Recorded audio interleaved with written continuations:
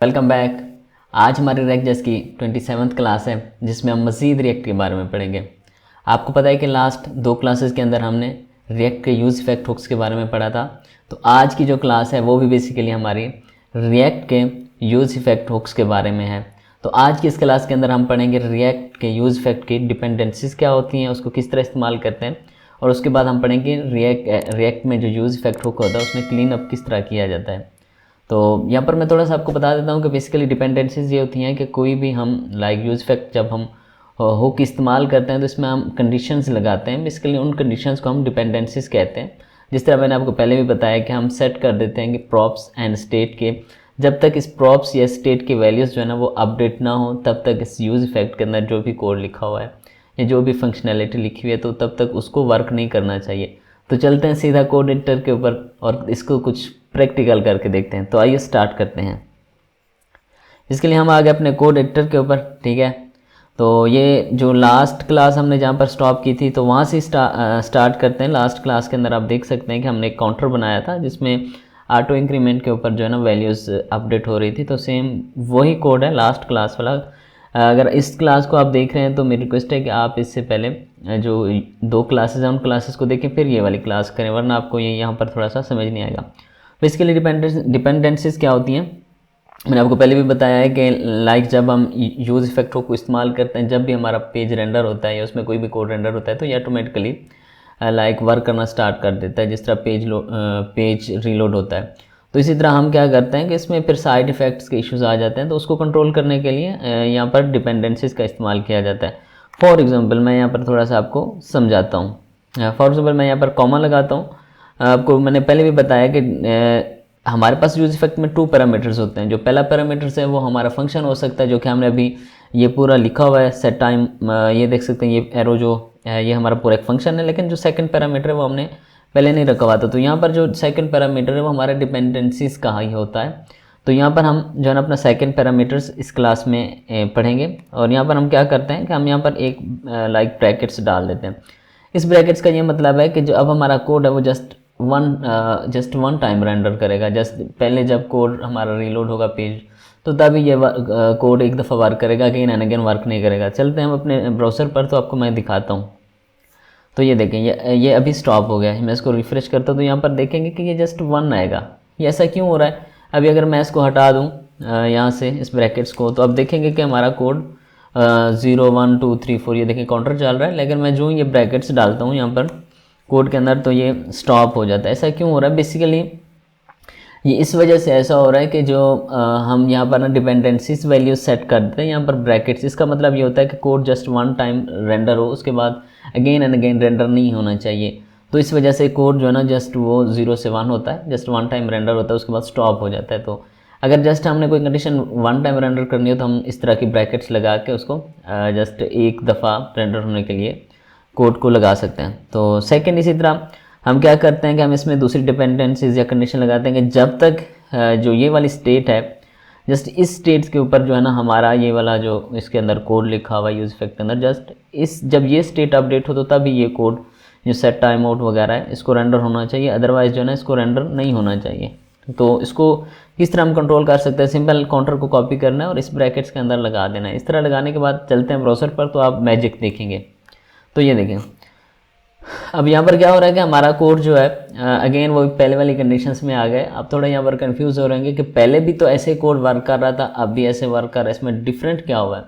इसमें भाई डिफरेंट थोड़ा सा ये हुआ है कि पहले जो कोड रन कर रहा था वो पेज रीलोड के ऊपर रन कर रहा था और उसके बाद हमारा जो कोड एग्जीक्यूट हो रहा था again and again set time out का जो फंक्शन लगा हुआ था अगेन एंड अगेन वो कोड को एग्जीक्यूट कर रहा था। आपको पता है कि सेट टाइम आउट जो ना वो विदाउट कंट्रोल के वर्क कर रहा था, लेकिन अभी हमने यहाँ पर ना कंट्रोल लगा दिया, उसको कवर अप कर दिया कि जब स्टेट की वैल्यूज़ अपडेट हो तो तभी इसको वर्क करना चाहिए। अब यहाँ पर हमारी सेट टाइम आउट के अंदर जो ये स्टेट की वैल्यू है ये आफ्टर 1 सेकेंड्स के बाद ऑटोमेटिकली अपडेट हो रही है। तो इट्स मीन्स के अब ये कंडीशन लग गया कि काउंटर का जो स्टेट है उसके ऊपर ये वर्क कर रहा है, ठीक है।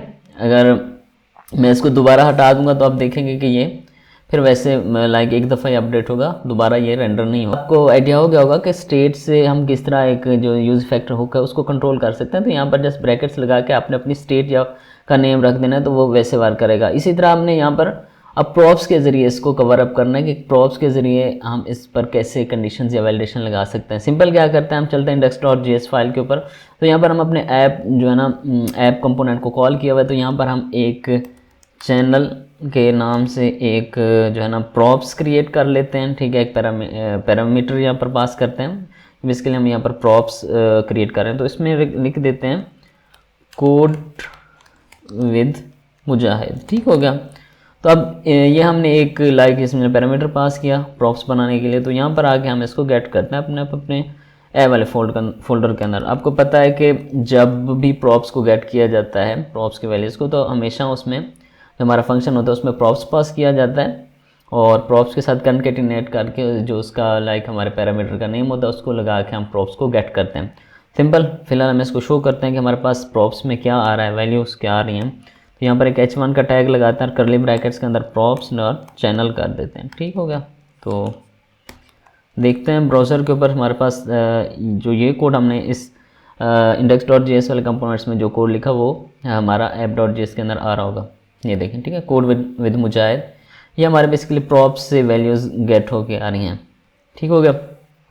तो अब हमने क्या करना है कि अब हमने प्रॉप्स के ज़रिए जो है ना वैलिडेट कर देना है अपने जो यूज़ इफेक्ट वाला होगा उसको प्रॉप्स के ज़रिए वैलिडेट करना है। सिंपल वही चीज़ है कि हमने कॉपी करना है अपने प्रॉप्स, इसको यहाँ पर प्रॉप्स डॉट चैनल कर देते हैं। ठीक हो गया।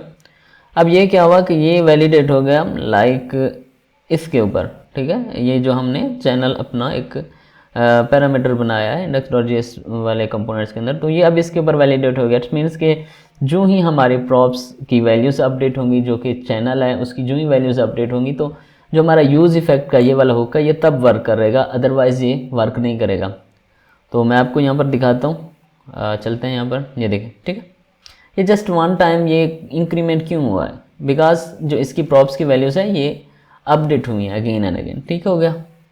जो है ना काउंटर जो हमारा स्टेट है उसके बिहाफ के ऊपर अगर हम इसको रिस्ट्रिक्ट कर देते हैं और यहाँ पर हम लगा देते हैं console.log में हम कर देते हैं props.channel। ठीक हो गया। तो अब हम चलते हैं अपने ब्राउज़र पर, तो आप देखेंगे कि ये वाली जो है ना वैल्यूज़, ये वाली भी वैल्यूज़ साथ साथ अपडेट हो रही होंगी। ये देखिए। ठीक है, तो ये देखिए यहाँ पर हमारा जो है ना चैनल, ये देखिए। ठीक है, हमारा क्या हो रहा है कि जब ये स्टेट की वैल्यूज़ अब अपडेट हो रही हैं तो ऑटोमेटिकली जो हमारी प्रॉप्स है उसकी वैल्यूज़ भी अगेन एंड अगेन रिपीट हो रही हैं, क्योंकि हमने उसको टाइमर के अंदर लगा दिया। 1 सेकेंड्स के बाद जो है ना सेट टाइम आउट का फंक्शन कॉल हो रहा है। इसी तरह अगर हमने ये काउंटर जो है ना ये हमारी स्टेट है, अगर हमने इसको प्रॉप्स के ज़रिए वैलिडेट करना हो या प्रॉप्स डालनी हो तो इस तरह हम जो है ना इसको डाल सकते हैं। तो सेम वही फंक्शन सेम उसी तरह वर्क करेगा, इसमें कोई चेंजेस नहीं आएंगे क्योंकि हमने उसको वैलिडेट कर दिया। हमारे पास जो है ना वैल्यूज़ यहाँ पर पड़ी हुई हैं, ये देखें। ठीक है, ये चैनल की वैल्यू, यहाँ की वैल्यूज़ आर्गूमेंट्स है या जो भी आप कह दें, ठीक है, एट्रीब्यूट कह दें, वो उसकी वैल्यूज़ यहाँ पर असाइन है index.js कंपोनेंट में। तो यहाँ पर हमने क्या किया, यहाँ पर हमने जो है ना स्टेट और प्रॉप्स दोनों के ऊपर वैलिडेट कर दिया और दोनों एग्जिस्ट करते हैं, जिसकी वजह से जो हमारा यूज स्टेट इफेक्ट है वो सेम उसी तरह वर्क कर रहा है। इसके बाद अगर मैं आपको बताऊं, यहाँ पर लास्ट जो चीज़ है वो हम पढ़ने वाले हैं क्लीन अप। इसमें होता ये है, क्लीन अप इसके लिए हम क्यों करते हैं कि जब हम इस तरह यूज़ इफेक्ट को इस्तेमाल करते हैं तो हमारे पास काफ़ी सारा डाटा जो है ना वो डाटाबेस में या वैसे स्टोर हो जाता है, इस तरह ब्राउज़र के अंदर भी स्टोर हो जाता है। तो उसको हमें क्लीन अप करना पड़ता है ताकि जो हमारी सिंगल पेज एप्लीकेशन है वो मोस्ट एंड अगेन एफिशिएंसी के साथ वो वर्क करे। तो यहाँ पर हमें अपने कोड को क्लीन अप करना पड़ता है। तो क्लीन अप करने के लिए हमें सिंपल ज़्यादा काम नहीं करना, जो हमारा यूज़ इफेक्ट का हुक है वो जहाँ पर एंड हो रहा है उससे पहले एंड होने से पहले यहाँ पर हमने क्या करना है कि रिटर्न पास कर देना है। ठीक है, इस तरह रिटर्न पास करने के बाद यहाँ पर समझ लें कि एरो फंक्शन पास करना है, इस तरह। ठीक होगा। इस तरह पास करने के बाद यहाँ पर हम क्या करेंगे कि clear timeout, return arrow function pass करने के बाद यहाँ पर कर देते हैं क्लियर टाइम आउट। इसके अंदर हमने जो ये अपना सेट टाइम आउट वाला फंक्शन है, समझ लीजिए कि इसको हम क्या करें, क्लियर करें। तो इसको एक वेरिएबल असाइन कर देते हैं टाइमर का। ठीक होगा। और इसको हमने यहाँ पर जो है ना क्लियर टाइम आउट के अंदर इस वेरिएबल को पास कर देना है। तो इस तरह क्या होगा कि हमारा जो ये सेट टाइम आउट का फंक्शन है ये लास्ट के ऊपर जो है ना ये क्लियर हो जाएगा। तो आई होप आपको ये अच्छे से समझ आ गया होगा। मैं जल्दी से दोबारा रिवाइज करवा देता हूँ कि हाँ, हमारे पास जब डिपेंडेंसीज होती हैं यूज इफेक्ट हुक के अंदर, तो हम डिपेंडेंसीज में ये करते हैं कि यूज इफेक्ट के हुक्स के अंदर जो पहला पैरामीटर होता है वो होता है हमारा एक फंक्शन जो कि ये है, और जो सेकंड पैरामीटर होता है वो हमारे पास डिपेंडेंसीज होती हैं। ठीक है, अगर जस्ट आप चाहते हैं कि जस्ट वन टाइम हमारा कोड रेंडर हो तो आपने सिंपल क्या करना है कि यहाँ पर ये इस तरह ब्रैकेट्स डाल देनी है। ठीक है, इस तरह ब्रैकेट्स डालेंगे ये वाली, तो फिर क्या होगा कि जो आपका कोड होगा जो यूज इफेक्ट हुक के अंदर लिखा होगा वो जस्ट वन टाइम रेंडर होगा। ठीक है, जब आपकी एप्लीकेशन लोड होगी। तो अगर आप कहते हैं कि हम इसको वैलिडेट करते हैं या इसको कंडीशंस लगा देते हैं कि इस कंडीशंस के ऊपर इस कोड को अपडेट होना चाहिए, अदरवाइज ये वाला कोड रन ही ना हो, तो उसके लिए क्या करते हैं कि हम इस ब्रैकेट्स के अंदर अपने मल्टीपल जो वेरिएबल्स हैं, वो स्टेट हो सकते हैं, वो प्रॉप्स हो सकते हैं, या कोई कस्टम वेरिएबल हो सकता है, तो आपने इस तरह लाइक वेरिएबल 1 या स्टेट 1, उसके बाद कॉमा लगा के प्रॉप्स, फिर इसी तरह आप कॉमा लगा के जितने भी आप वेरिएबल या स्टेट या प्रॉप्स इसमें लाइक कंडीशंस के तौर पे लगाना चाहते हैं तो आप लगा सकते हैं। आई होप आपको ये अच्छे से समझ आ गया होगा कि यूज इफेक्ट हुक्स के अंदर डिपेंडेंसीज एंड क्लीनअप किस तरह वर्क करते हैं। तो आज के लिए इतना ही। एंड पे मेरे फिर आप सबसे रिक्वेस्ट है कि अगर आप लोगों को मेरी वीडियो पसंद आई तो मेरे चैनल को सब्सक्राइब कर दें, वीडियो को लाइक कर दें और कमेंट ज़रूर कीजिएगा। कोई भी आपको चीज़ समझ नहीं आ रही, कुछ पूछना है तो आप कमेंट बॉक्स में आके मुझसे पूछ सकते हैं, अदरवाइज़ मैं गिटहब के ऊपर ये कोड डाल दूंगा, तो वहाँ पर भी जाके आप ये कोड देख सकते हैं। आज के लिए इतना ही। आप अपना ख्याल रखें, मिलते हैं नेक्स्ट वीडियो में। बाय।